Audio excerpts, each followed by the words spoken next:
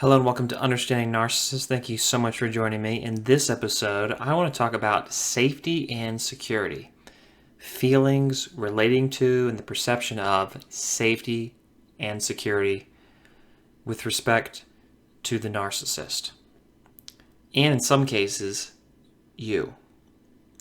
So I don't want to step out of my depth here or swim out of my depth, I don't know, and start talking about grand philosophical ideas that I really don't know anything about, such as safety and security and different responses depending on the feelings of safety and security. So, for instance, the narcissist. I would argue that this dysfunctional pattern of behavior that you see and experience with them, see in them and experience, has to do with a adaptation in a certain environment to feeling insecure and unsafe, to being in danger. So that is the whole base of their behaviors, the core of their behaviors, has to do with them feeling insecure in that they are in danger and could be hurt. Someone is going to bring harm to them, and that's what they're reacting to. Now, the question is, why do they behave so strangely? Well, that would get back to the environment that brought on this initial pattern in the first place, this adaptation. Why are they doing it? Now, that's something, unfortunately, and maybe fortunately, you will never know for certain. Narcissists don't like to talk about their past. However, if you sit back and think about it and try to piece things together with what you've seen, the evidence you've collected, and even things they've outright said, you will find that they are very concerned about losing control. And you have to ask yourself at that point, what is control to begin with? Control over themselves, control over others, and why do they have to project control and impose control on others in the first place? And the resounding answer to that question, in my opinion, is feelings of insecurity. Kind of seems like a cop-out, not a very comprehensive answer. Why do they feel insecure? Well, someone put them in danger. Someone brought harm to them on a continual, regular basis. Not exactly groundbreaking, not exactly a super novel idea.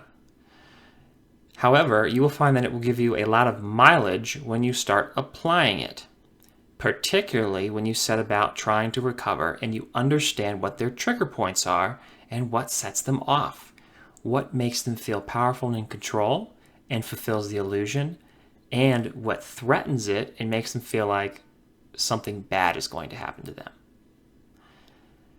Pretty simple idea. Very, very flexible and applicable to almost any interaction with a narcissist, because you'll have it running in the back of your mind almost like an emulator, and it kind of works to protect you. And it's certainly something that can be easily overlooked because it's kind of invisible. It's based on sort of an instinct. And so, when you start tapping into it and utilizing it, you can get things to go your way. You can get things to favor you and your outcome, which is being safe. Because the fact is, no matter what narcissists think and whatever their experiences have been that have made them this way, or whatever genetic factors predispose them to being this way, then you have to also take into consideration the fact that you're not going to hurt them. They're going to experience something extremely unpleasant from a loss of control, but you're not actually trying to destroy them in any meaningful way. At worst, you may manipulate their own shortcomings to protect yourself, which I think is a worthy thing, especially when you're protecting other people who can't protect themselves from narcissists, like children. That's something that I think is a worthy cause. You'll have to make that judgment for yourself.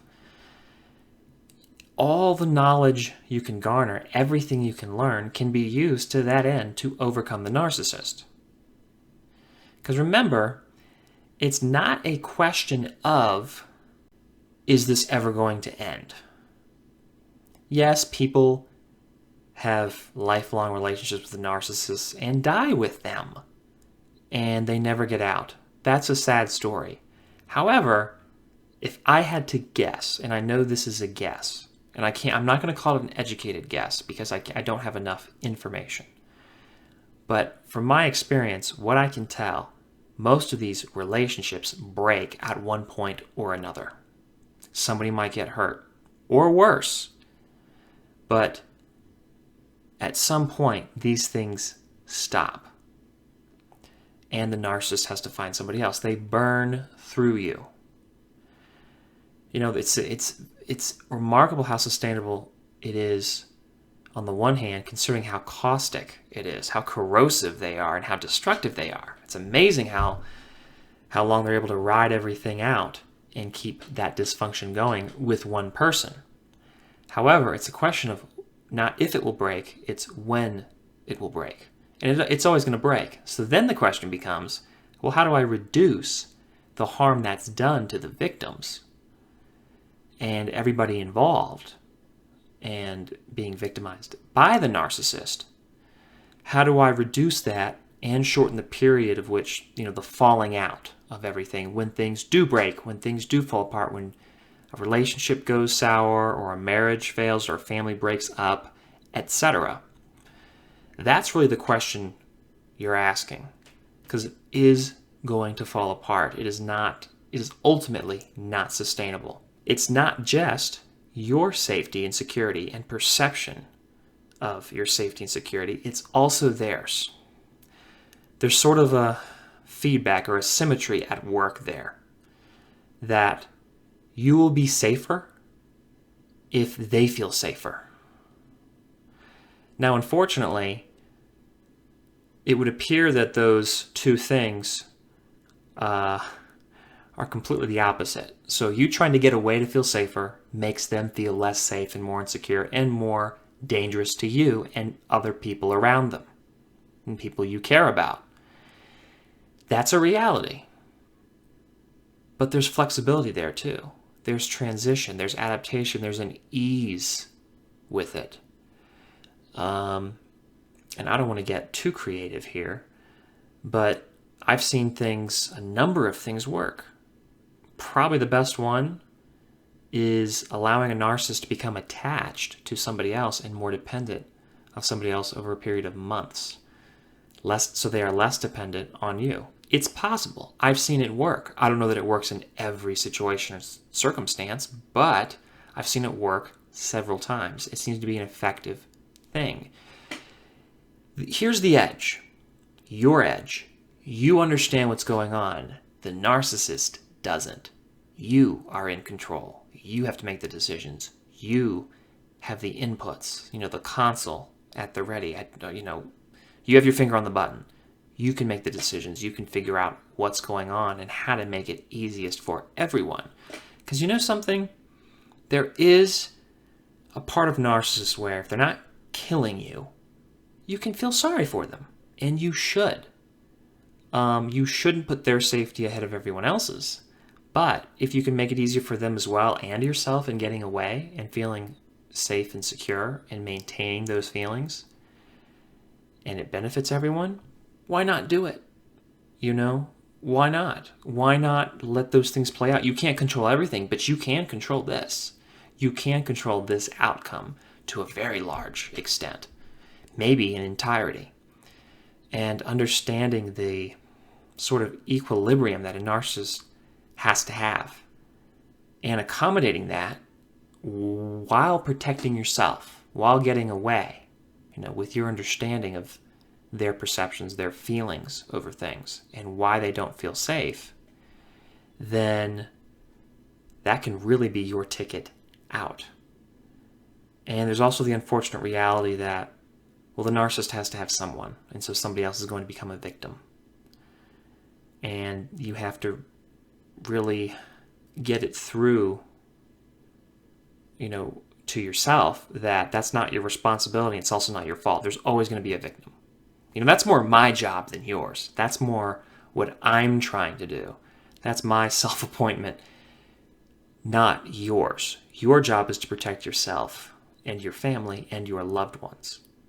And you can do that with a very a well thought out plan, which I'll talk about more in the future, and a keen understanding and insight of what makes them tick and what scares them, what actually scares them that they can tell you behaviorally, but they will never tell you with their words. Anyway, I hope this video didn't ramble on too long. I hope you liked it. I hope you found it beneficial. Like it if you do. Share it with somebody you think might benefit from it. Comment in the comment section below about your experiences, what you think about this method, and if you've ever used it, and what has worked for you in trying to get away from a narcissist. Share it with other people and see what they think. And I'll check it out too, because I need to learn some more stuff about this, because it is an area where there needs to be some practical tactics or maybe strategies, long-term strategies, and they are real. But we find them in different ways, and I think there are different ways of applying these principles and this knowledge to save yourself and recover, and your loved ones as well. So subscribe to the channel if you haven't already. Thank you so much for watching, and I will see you in the next episode. Bye.